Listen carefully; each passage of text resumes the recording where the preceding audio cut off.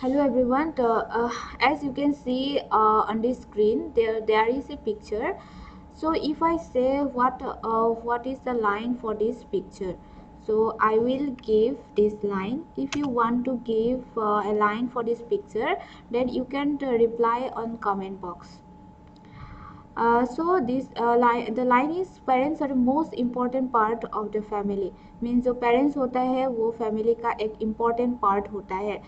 जो पेरेंट्स होता है वो हम लोग को डायरेक्शन देता है, सपोर्ट करता है, कोई भी काम पे सपोर्ट करता है। अगर हम लोग कोई गलती भी कर लिया तो वहाँ पे हम लोग को डायरेक्ट करता है। तो वो पेरेंट्स हम लोग का एक बैकबोन की तरह काम करता है।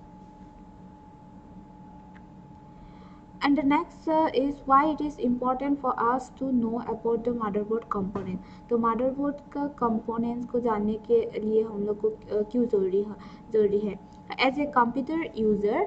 सो हम लोग को ये जो बेसिक कंप्यूटर का जो बेसिक नॉलेज होता है, जो बेसिक कंपोनेंट्स होता है उसको जानना ज़रूरी है।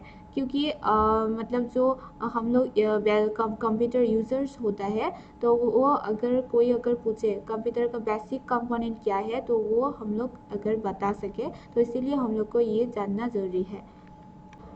Hello, this is Angrika Hazurika. I am a trainer at Toolroom and Training Center, Guwahati, Assam. So my topic is main component of the motherboard. तो motherboard का main component क्या होता है? And the objective is at the end of the session participant will be able to tell main four function of CPU. तो जो CPU होता है उसका मेन फंक्शन क्या होता है वो बोल पाएगा। So CPU stands for Central Processing Unit. Means so what is CPU? As you know about human brain, so it works like a human brain. तो जो ह्यूमन ब्रेन होता है वो जैसे हम लोग को कंट्रोल करता है, एक ह्यूमन को कंट्रोल करता है, उसी तरह जो कंप्यूटर का सीपीयू होता है वो कंप्यूटर में सब कुछ कंट्रोल करता है, सब कुछ मैनेज करता है। एंड नेक्स्ट इज ये यूज़र से कुछ डेटा इनपुट्स लेगा, देन उसी डेटा को कुछ इंस्ट्रक्शन फॉलो करके कुछ डेटा प्रोसेस करेगा।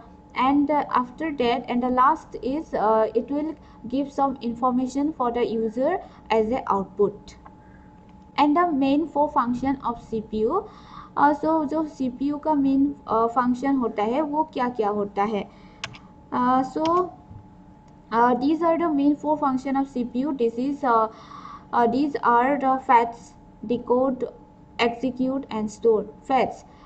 So fetch means instructions from memory. Means ये जो fetch होता है वो डेटा रीड करता है, जो इंस्ट्रक्शन होता है वो मेमोरी से रीड करता है। जैसे कोई एक यूज़र है, यूज़र ने कुछ डेटा इनपुट दिया है, उसको स्टोर करने के लिए हम लोग को कुछ जगह चाहिए, तो वो क्या करेगा, वो कंप्यूटर मेमोरी जो होगा वहाँ पे स्टोर होगा। उसके बाद क्या करेगा, अगर वहाँ पे कुछ परफॉर्म करना है, कुछ टास्क परफॉर्म करना है तो उसके लिए फिर से उसको क्या करना पड़ेगा, रीड करना पड़ेगा कौन सा मेमोरी लोकेशन पे है, कौन सा मेमोरी एड्रेस पे है, और वो देखने के लिए वो क्या करना पड़ेगा, ये फेचिंग फंक्शन यूज़ करना पड़ेगा।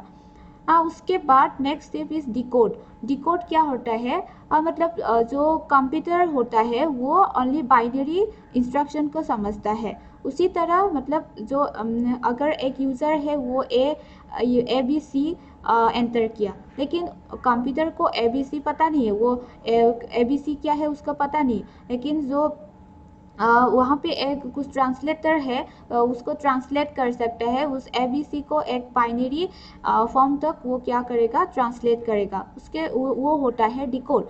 उसके बाद नेक्स्ट स्टेप होता है after decoding, after translating the inputs data और datas, so it will execute some action. Means यहाँ पे अगर कोई टास्क परफॉर्म करना है तो उसके लिए अगर कैलकुलेशन करना है या जो डेटा होगा वो one address to another address तक मूव करना है, तो उसके लिए ये एग्जीक्यूशन या एग्जीक्यूटिंग टेक्निक फंक्शन यूज़ करना है।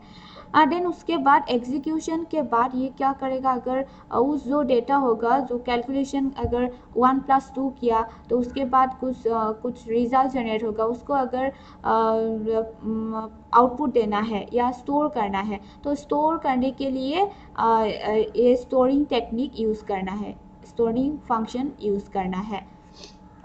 So these are the main four function of the CPU. And the summary is you have learned about CPU and the main four function of CPU. So main four function was the main four function is are the main four functions are the fetching, decoding, executing, and storing.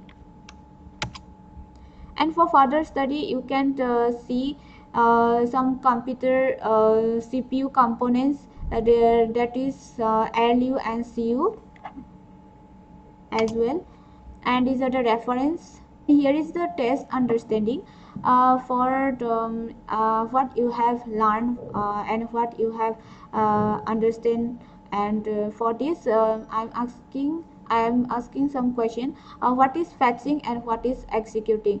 So you can reply on the comment box, and thank you so much.